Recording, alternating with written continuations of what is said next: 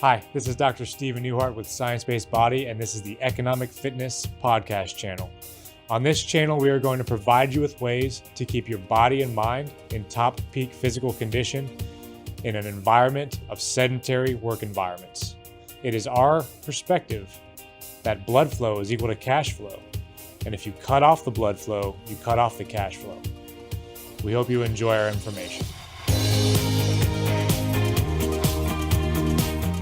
Welcome back to the Economic Fitness channel. My name is Dr. Stephen Newhart. I have a great guest with us today.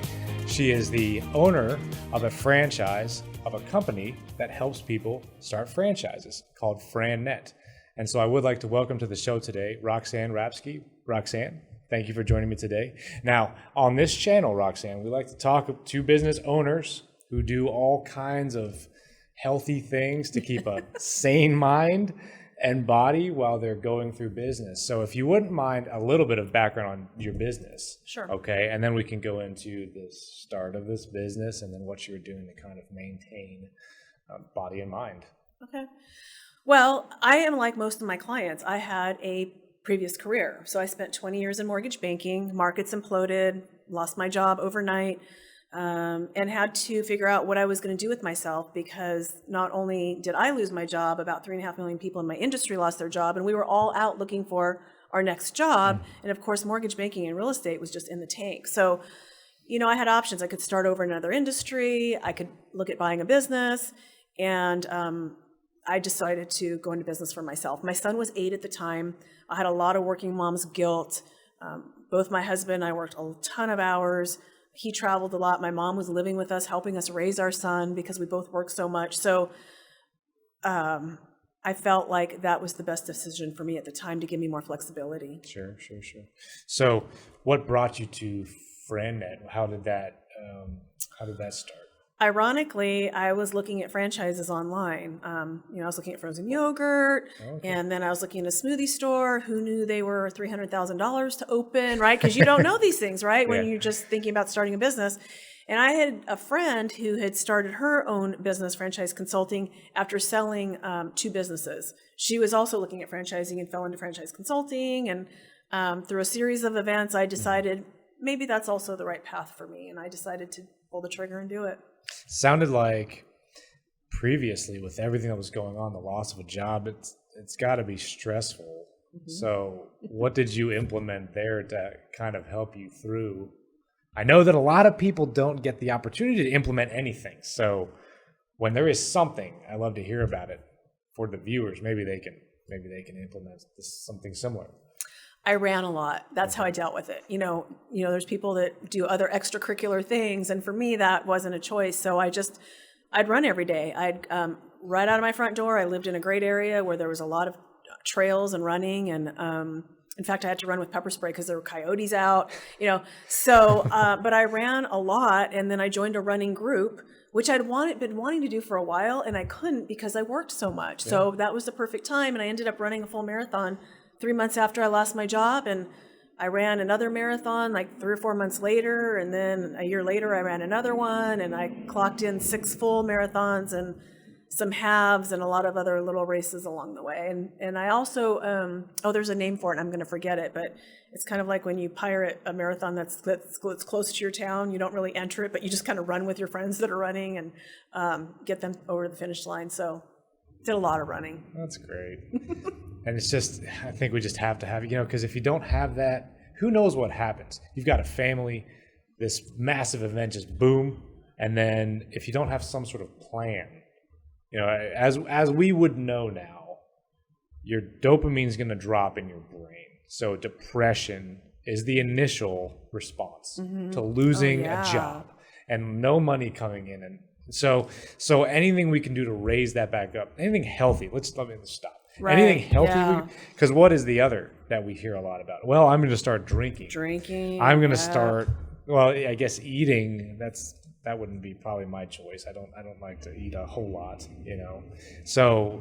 Because then you're really depressed because now your clothes don't fit anymore. Now you're gonna buy, and then you don't have money to buy new clothes, so none of it's working out. So it seems like that we have to find that natural substitute for that, or maybe it just won't work out. I don't know. So it was a very uncomfortable time for me. And, that's part of why I love what I do, because I try to make it easier for my clients that are going through it. Exactly. I've been there, I've done that, I've walked in those shoes. And, that's one of the things that sometimes I talk to people about is because you tend to beat yourself up too. And it's a really good time to take a step back and decompress and reassess. And because a lot of us are in jobs that we never really enjoyed, but it paid the bills, or we made great money doing it, or, we had a fantastic career, but it's kind of a drag now because it keeps us away from our families. And so it's a good time to reassess. And at the same time, what a tremendous gift. If you can shift your mindset to that and look at it in a positive light. Well, now I do have time off. Now I can work on my health. Now I can spend time with family. There's always that positive side. And usually I know that when you were going through that time and you were exercising as much as you were gaining ideas. You were gaining consciousness. You were gaining the guts to go, well, you know what? It's time. I've got a franchise that I think I want to, partake in here. And, if you don't mind me asking, we were talking about the $300,000 for the yogurt shop. What was any startup cost that you had to get into your current franchise? It was about $25,000 plus some working capital, so it was a lot less. And here's the difference, though: people that are attracted to retail locations tend to not want to be out selling, meeting people. So, so my kind of business requires a lot of being out. You got to go out, you got to hunt it down, you got to kill it, you got to drag it home to feed your family. Nobody's going to do it for you. You can't just put a sign, a neon open sign in the window. So people that shy away from that type of a model tend to be a little bit more introverted, or just really uncomfortable getting out and networking and talking to new people. But that's the other thing that I talk about is when you're starting a business, just like when you're running a marathon, you have to get really comfortable with being uncomfortable. Oh, yeah. Because it's not comfortable. Yeah. And none of us grow in our comfort zone, so we need to get out of it. Those of us that have broken out, I say the same thing to people all the time. You're going to be uncomfortable. Really uncomfortable. Get used to it. But what helps me stay comfortable in uncomfortable situations is if my heart is used to beating fast, which I'm getting at is like, if I don't exercise, yes, then when your heart's beating out of your chest in some nervous type of situation, all of a sudden, now I'm uncomfortable. I don't want to run from this, instead of confronting it and doing the best possible job, having the best possible outcome you could. That's a good start. That's a good, monetary buy-in. Are you guys looking to bring people on to Fran Net? Not here locally, no. We are looking for someone in Oklahoma for our team. And it would actually be a lot less than that for this particular opportunity. But It would have to be somebody that is a go-getter. And as you know, when you start a business, you don't make any money right away, right? There's no paycheck that comes with it, and you might go a year without one. People don't understand that either. No. So you have to have some money saved that you can live off of while you're starting your new business. And but yeah, if this gets to anybody in Oklahoma, we're looking. Oh, yes. And maybe we should just kind of point it in that direction. These days with the internet, I'm sure you can. We're just going to push it over that state. And we'll hit those YouTube channels or something like that. I'm sure it's possible. There's always a way you can do this kind of stuff now. Well, anyways, but thank you for the insight. I'm happy for your success. Thank you. And I have heard in other methods that you have overcome cancer, so congratulations with that. Thank you. I know that it'll never come back to you again.